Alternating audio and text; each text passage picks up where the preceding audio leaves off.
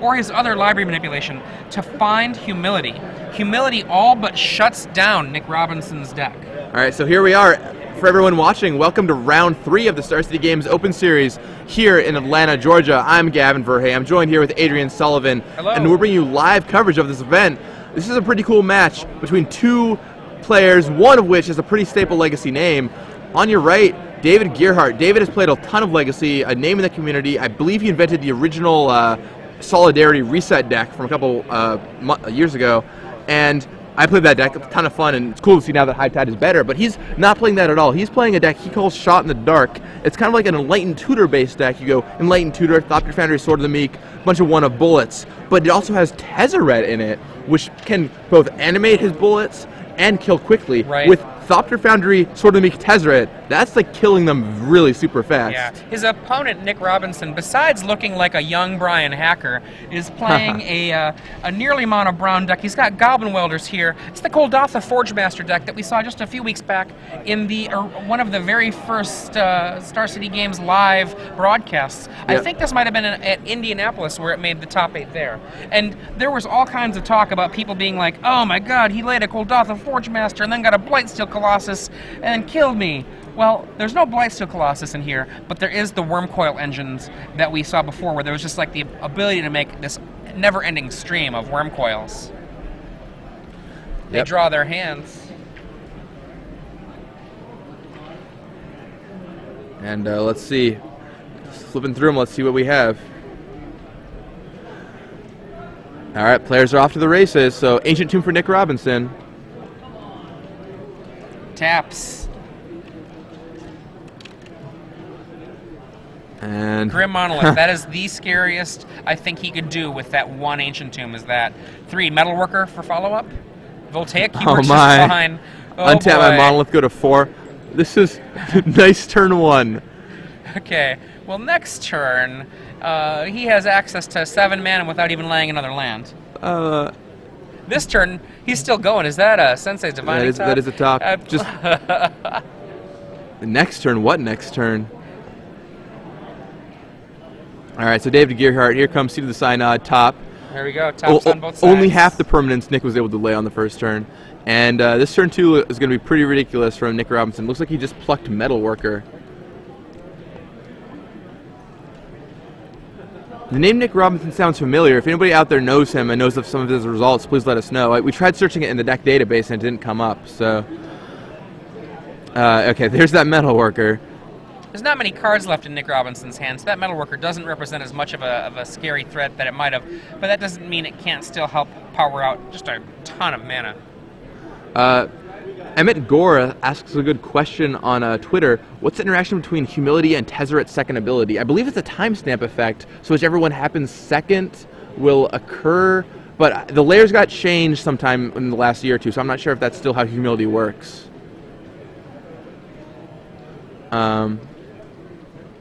Let's see if we'll try and get an answer to your question. If anyone out there on Twitter knows who's a judge, a higher level judge, let us know. So we got a Lightning Greaves now on, and remember that Voltaic key is probably going to be tapped since you used it. There we go. He Lightning Greaves on his Metalworker, which keeps that guy safe from any harm as well as giving it haste. Man, now it means you can't use the Voltaic key on the Metalworker, which is one thing that the Lightning Greaves on it prevents, but other than that, I mean, it's going to protect that Metalworker, give it haste, and soon enough he'll be able to ship the Greaves over to something else. There you go, says David. You use that Voltaic key. It's got to be tapped. It's got to be tapped. Wait, I'm untapping it. I'm untapping it. Now, I would really like to make some more mana. Can I please make some more mana? That wasn't enough mana for me the first time. He's like, you tapped it. You tapped it. There you go. Yes, that's right. Oh, wait, no, I'm untapping it again. Untapping it. Wait a second. No. You tapped it over there. Okay. What kind of shenanigans are occurring? I'm guessing what's happening is that the discussion is being that he activated the Voltaic key. Okay, there we go. Now we're going to get it. Goldatha Forgemaster. And there we get it over there. That equals a Tinker effect. Oh, it's going to be brutal. Oh, boy. A nice turn 2 for Nick Robinson. I don't know what you do about this if you're David Gearhart. Charlotte Sable on Twitter tells us that the latest timestamp does win. I was right, that they both apply in layer 7B, so it's pure timestamp. So if you have Tezzeret and Humility and and if you Tezzeret before Humility, it'll be a 1-1. If you Tezzeret after Humility, it will be a 5-5. Thank you very much for that. Unconfirmed by our judges on staff, but it sounds right to me. Yeah, Thank you, Charlotte. Also sounds right to me. We'll, if anybody out there on Twitter feels otherwise, please let us know. But Mirror Battlesphere up in here. Yep. Over to the Mirror Battlesphere now. Yeah, come on in. Turn 2, attack with Mirror Battlesphere. That's all. Take 8, go. He says go. This is let's see. There seems to be some disagreement about what's going on, but about whether I think they'll resolve it tap pretty the tokens or not.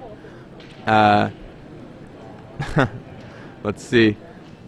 All right. Oh, okay. We got some Rashad tokens to help make it clear what's going on. Rashad always there to lend a hand.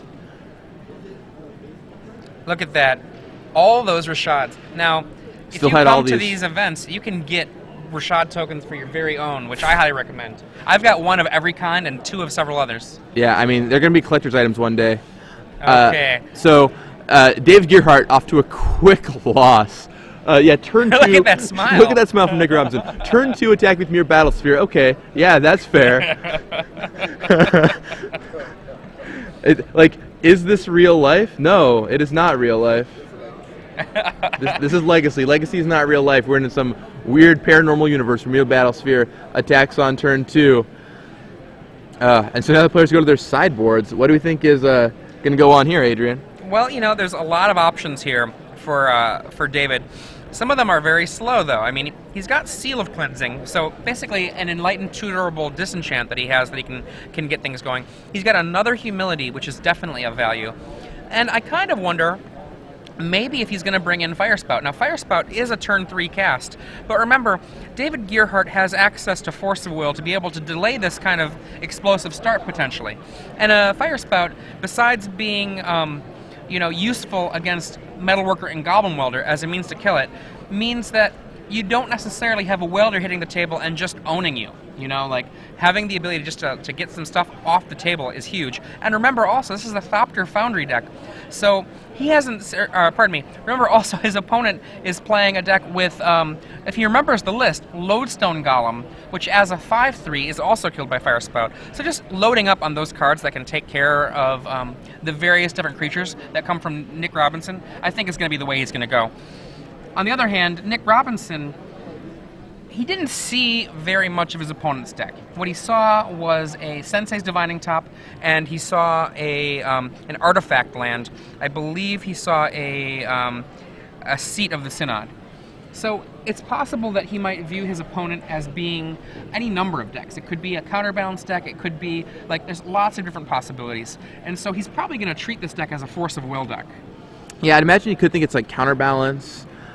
Maybe he thinks David is a real cool dude playing Affinity with Sensei's Divining Top. Well, I don't think he's thinking that. But I think he might be thinking also decks like Painted Servant. Yeah. Painted Servant. I wasn't serious about the Affinity bit, by the way. One of the things when we do these little jokes to ourselves, I don't think that everyone necessarily realizes we're joking sometimes there. Phyrexian Revoker might be a great card just in general, because if he brings in Phyrexian Revoker, it can make a counterbalance deck not nearly as effective by turning off that Sensei's Divining Top. And if he brings in a Phyrexian Revoker against, let's say, a Painter Servant deck, being able to turn off Grindstone or turn off an opponent's Goblin Welder is also of value. Now, obviously, turning off Welder hurts your own Welder, but you might need to do it anyway just because, or just turning off the Grindstone itself can do a lot of work. Yeah, so interesting to see how these players board. I really want to see how these decks interact. Game 1 we saw basically nothing. If you just joined us, basically what happened is Nick attacked with Mirror Battlesphere on turn 2, and that was the end of that.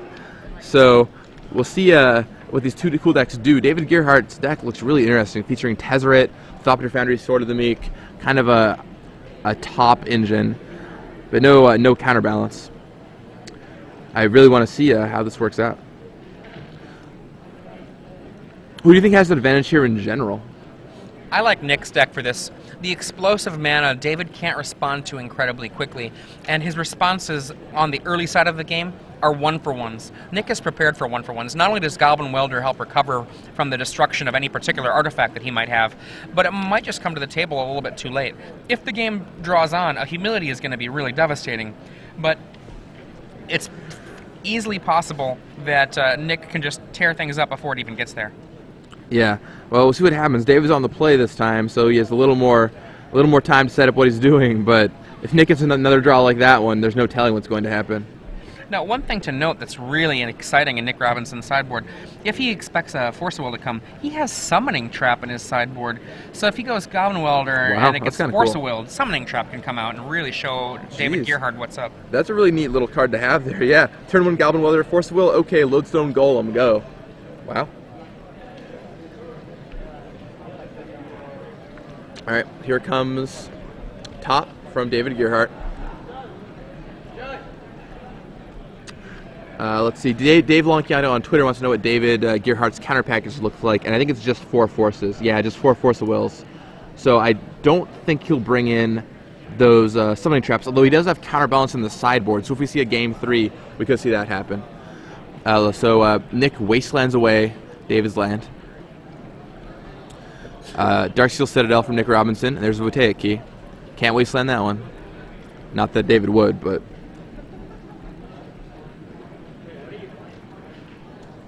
And David cracks the land, and we're going to look at his top 3 cards, I'd imagine, with that since it's the Divining Top.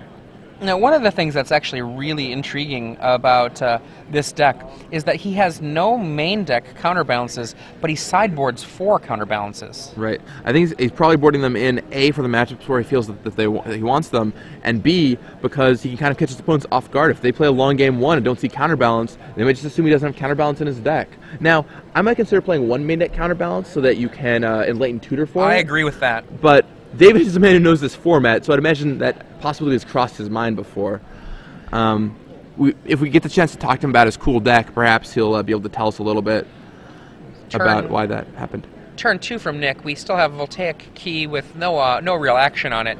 Darksteel Citadel and City of Traders. City of Traders, I see a Grim Monolith in Nick Robinson's hand. Oh, yeah. So he has real possibilities of getting some explosive mana. There it is, Grim Monolith.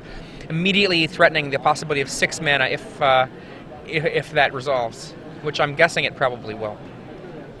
Yeah, I mean, David only has 4 forces for his hard counters. I don't see one sitting in his hand. I see Jace, Tezzeret, Brainstorm. There's Lightning Greaves. And I see Mere Battlesphere sitting in Nick Robinson's hand. Let's see. Brainstorm.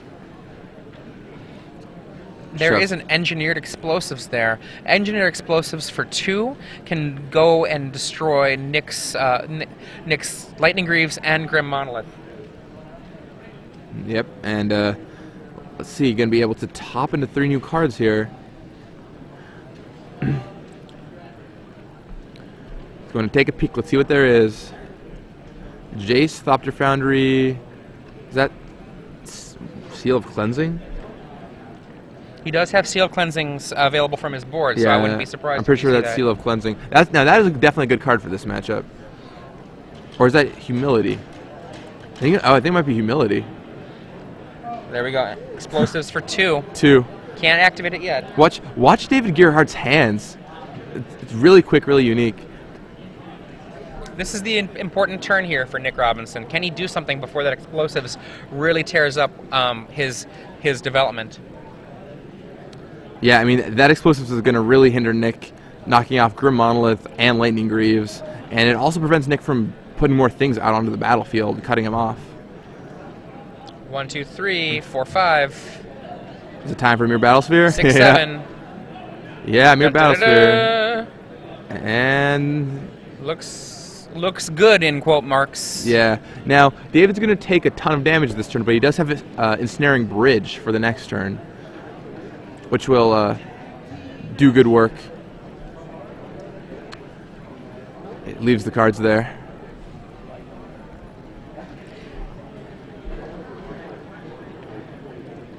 And here's the bridge. Yeah, there's the bridge indeed. Hand of 3. Looks like Seal of Cleansing, Humility, Tezzeret are his last 3 cards.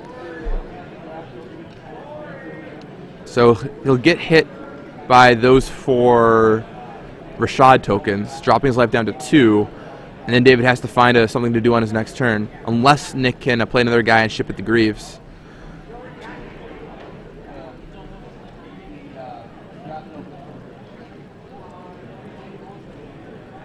Oh, man. Looks like there's is that a Goblin Welder? I'm pretty sure it is in Nick Robinson's hand. Yeah, and he's got the ability then to activate it immediately once he's ready with it. 1, 2, loses it because of the laying of a new land. Sensei's Divining Top. Sure. Lets him draw a card. Or, sorry, look at his top 3 cards, and then draw one if he wants.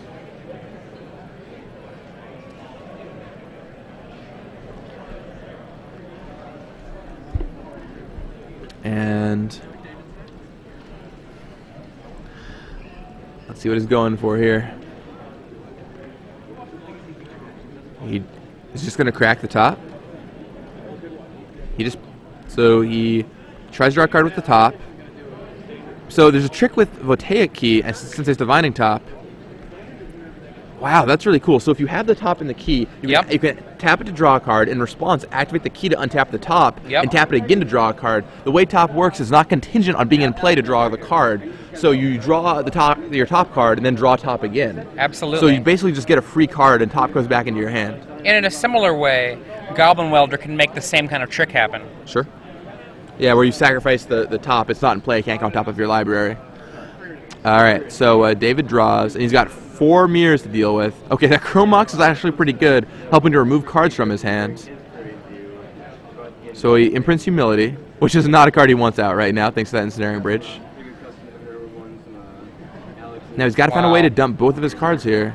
I think you play Tezzeret and go plus to try and find a Chrome Mox or something. Well, the Tezzeret ability, right? Yeah. Like, if he can find something, Chrome Mox would be wonderful, right? Yeah, if you find a Chrome Mox, I don't think he has it. I saw Sensei's Top in there. Well, he could lay the Sensei's Top, immediately just tap it to draw a card. Yeah. And then if he draws a Chrome Mox, still be alive. I mean, I don't think you want to take the extra card. I think he's just going to crack the top he has, do what he finds. Oh, yeah, there's the one in play. There's the one in play. It's Vault of Whispers, and there it is, Seal of Cleansing. There we go, there we go. They found what he was looking for. So now David Gearhart out of cards. That Ensnaring Bridge is active. Does he have a Goblin Welder in hand? I believe he's got a Goblin Welder. Let's see what answers he has to that Ensnaring Bridge. If it's a Goblin Welder, if there's an artifact in the graveyard on David Gearhart's side, he can just get rid of the Ensnaring Bridge that way. Is there one in the David Gearhart's yard? No. No? That's too bad.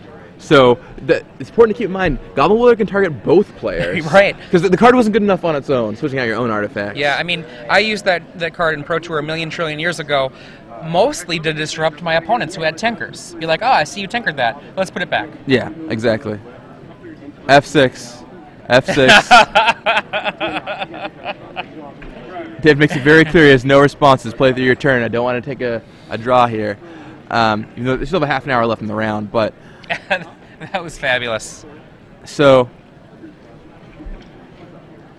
the only answer Nick has in his deck, besides finding a way to get David to put an artifact in his graveyard... Revoker. There's Revoker. Name's Tezzeret. Which is fine. I mean, the only answer he could have is Spine of Issa. He has 1 Spine of Issa in his sideboard. If he didn't bring it in, then he's not going to be able to do anything about that Ensnaring Bridge unless David puts an artifact into his graveyard. Now, maybe David doesn't know this, and if Nick can just trick him into using that, he can switch them out. But I would guess, that David knows that based on his experience in the format. Yeah. And now there's a Thopter Foundry there. Now, Thopter Foundry is kind of dangerous because it's an artifact. You're not going to do a lot of sacrificing because of that Ensnaring Bridge, but you can. It just empties David's hand, which is what he's looking for, and now he can just sit behind Tezzeret and eventually drain Nick for 18 life. Draw, draw. Currently there is 1, 2, 3, 4, 5, 6, 7 artifacts on David Gearhart's side, so if he can find 2 more artifacts, that'll be lethal with Tezzeret's ultimate. And that brings him down to 14, or 16 rather, so now David just needs 1 more artifact to be lethal. Let's see if David finds it. Seems pretty likely with that. It's a Seal of Cleansing. I think he found it. There's Mox Opal. He counts to double check. And Tezzeret Ultimate should clean this game up. Nick Robinson surveys the board, making sure he's not missing anything. Alright, activates Tezzeret. What? What? What does that do? Wait, what? That card's not good enough for Legacy. Double all my artifacts? Wait a second. Yeah, when we saw Blake McCracken win with Affinity 2 weeks ago, happened all the time. Every opponent had to read Tezzeret. Wait, so you mean your artifact lands count? And I lose 2 for all of them? Yes, that's exactly what happens. Right. Okay, and we're on to game 3. Yeah, and Nick packs up his cards. Now, one of the things that's kind of exciting about this matchup, Nick Robinson is playing a deck that's very, very explosive. It's not exactly a combo deck, but for all practical purposes, it does such an impressive, powerful, like, artifact push-out with its mana that it feels combo-rific in a big way. And David Gearhart's deck isn't exactly a combo deck either. It's more slow and ponderous and just basically tries to stop the opponent from doing something and then can get out some sort of combination of cards that are very powerful. But even though these decks both kind of have a combo-ish element to them, when they're in conversation with each other, especially after sideboarding, there's a real level of interaction that's going on between these two decks. Yeah, a lot that's going on here, actually. The players are trying to figure out what's the best way to go, and you can see them going back to their sideboards to switch it up for the 3rd game. I'm sure Nick Robinson is going to bring in that Spine of Issa so he can deal with David Gearhart's ensnaring bridges, and now that he's got a better look at David's deck. But, yeah, these decks are really cool. I think Nick, on the play, it might be a little rough for David, but we'll see if he... I don't know if he's going to have turn 2 Mere Battlesphere again. That might be a one-time per tournament kind of deal. But, yeah, well, we'll see what happens. I think that Spine of Issa is definitely coming in. I'm not sure what changes David Gearhart is going to make. Seems like he definitely wants Seal of Cleansing and Snaring Bridge. Now, I'm just going to pause you for half a second to go back to Nick Robinson. One of the things that's really exciting is that Spine of Issa is a card that someone is playing... Well, there was a... 1 second. She's fucking Brandon. Keep going. Okay, with the Spine of Issa is a card that we... It's hard to imagine seeing this in Legacy. You know, it's a 7-mana artifact. Feels very expensive to Desert Twist, but just because of the nature of how Nick Robinson's deck works, this is a card that he's legitimately seeing used because he thinks it plays a role, and I think he's probably correct. Yeah, I mean, it's a newer card we haven't really seen a lot of yet, but it does exactly what this deck wants to do. Every time it comes into play, it destroys something. So with a card like Goblin Welder, with the ability to Forge Master it up, you can just reuse it over and over, kill some permanents, and just annihilate cards such as Ensnaring Bridge that are cutting David Gearhart off from winning. So Spine of Issa could be a key card here. And we'll see what kind of draw Nick gets. The thing about these kind of decks I found is they're typically kind of inconsistent. I played with the 2nd place deck that was very similar to the one Nick Robinson is playing from a couple Legacy Opens ago. And I found there were draws that did insane things. Turn 2, Mere Battlesphere, kind of insane things. But later on in the game, it can easily temper out if your early draw gets beaten, or it can also just get inconsistent draws. You have explosive draws, but you also have draws that don't do anything. Yeah, I mean, one of the parts with Explosion is that you have to put that explosion into something, right? If you've got all of the mana and nothing to go with it, well then that's not very exciting. And if you've got all of the end results and none of the explosion, then you're also going to be looking a little bit, silly with your as you wait around and your opponent just pushes all over you. So mulliganing obviously is the way to avoid that, but you can't mulligan into Oblivion, even though you've got cards like Goblin Welder, which really help on mulligans. Yeah, for sure. And I mean, what a powerful card, Goblin Welder. Yeah, I mean, for 1 red, you get a 1/1 that allows you to switch out artifacts in your graveyard within play or your opponent's graveyard within play, which is pretty insane. I didn't even think about how it could switch out David Gearhart's Ensnaring Bridge, but that's definitely a good answer. That's certainly something that David Gearhart's going to have to play around and be careful with. He can't afford to accidentally lose his Ensnaring Bridge. Turn 1, City of Traders into Grim Monolith. This is a turn 1, I believe, Grim Monolith. No, it wasn't a turn 1 Grim Monolith in game 2, but it's an early Grim Monolith in most of the games. Follows up with Metalworker. Yeah, it's really fair. First turn City of Traders, Grim Monolith, Metalworker, go. Pretty ridiculous start by Grim Robinson, or Nick Robinson yet again. And $10 draft number 4. Please make your way to the side events area. $10 draft number 4. And David, looking at his hand, surveying it, wanting to find some sort of answer, hunched over a little bit, his body language kind of signaling, I wish I had something to do that would just solve this problem. There it is. Swords to plowshares. That's a good one to have. Yeah, you pretty much needed an answer right then, or it was going to be rough. Now notice he swordses here rather than go the other direction with the Seal of Cleansing, because he does not want that card even to be available to be Goblin Weldered. Yeah, and it's unfortunate for David that he had to remove that Seal of Cleansing, but what you have to do, you have to do, and that's certainly something that you have to do. Yeah, Ancient Tune comes into play and destroys the City of Traders. And he floats the mana from the city and uses the mana from the Ancient Tomb to untap the Grim Monolith, giving him access to potentially 7 mana next turn. Main phase Brainstorm, one of the classic plays of Legacy and of Vintage. Yes, certainly. So let's see what he does here. And again, a lot of the times, the reason that you do the main phase Brainstorm in this format essentially has to do with your cards can be so powerful, you might want to just cast it during your main phase. Right, I mean, the other thing is that if you cast it during your main phase, it digs you 1 card deeper, and you get them during your main phase, so you can do them. So if you're going to cast the end step, usually it's better to just untap and cast it on your turn, because you see another card that way. And for 1 mana, it's such a low investment. There's Kodotha Forge Master from Nick Robinson, and David's going to need another answer. Yep, he has the swords, which will get rid of that Forge Master. There we are.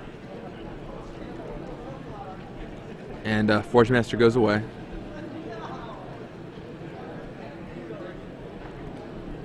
And okay, 4th land for David Gearhart. Jace time? Yep, it's Jace time.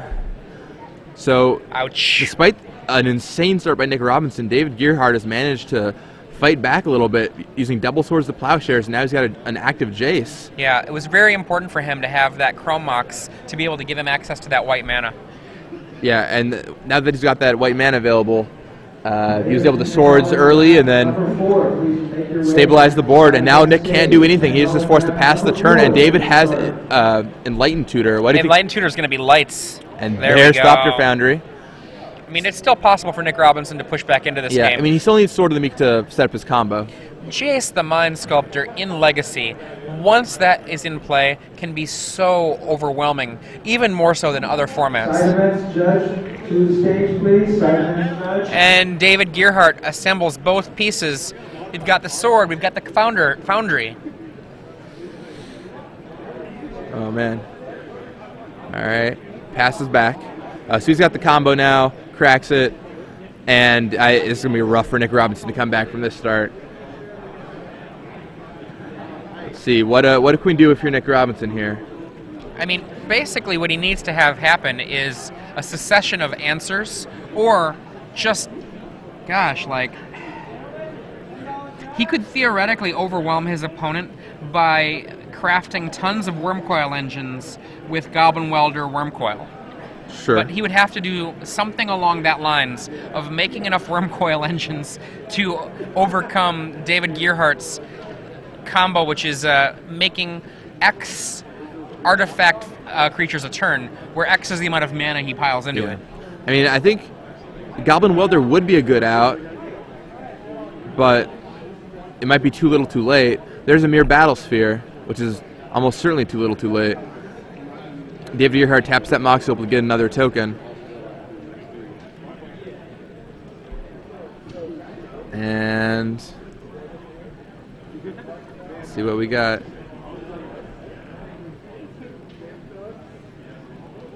There's 2, 3,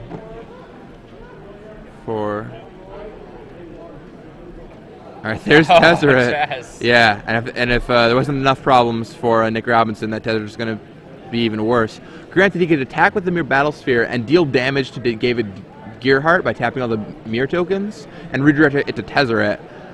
So unless David finds a way to shut off that Battlesphere, Tezzeret's probably going down. And yeah, I think he just found Seat of the Synod. Yep, there's Seat of the Synod.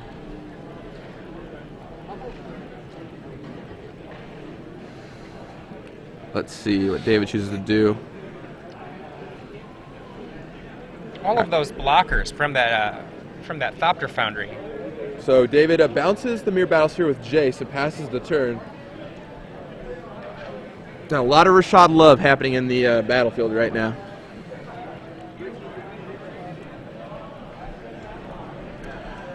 Now Nick can recast the Battlesphere, but it's kind of a losing battle with that Jace sitting over there. You're going to get a bunch of tokens, but not nearly as strong as the tokens that Nick Robinson is getting, or David Gearhart's getting. Yeah. You know, as I think about it, I can see if he were to draw numerous Phyrexian Revokers in a row, the first one to turn off Jace, the second one to turn off the Thopter Foundry, and then the third one to deal with Tezzeret, he would probably be fine. Sure. So triple Thopter Foundry, or sorry, triple Phyrexian Revoker. Phyrexian Revoker would be enough. Boom! All right, yeah, and that's we're done. it. Wow. After an insane draw by Nick Robinson and some really close games, David Gearhart takes it. I want to see if we can get David in the booth to talk to us about his deck. Absolutely.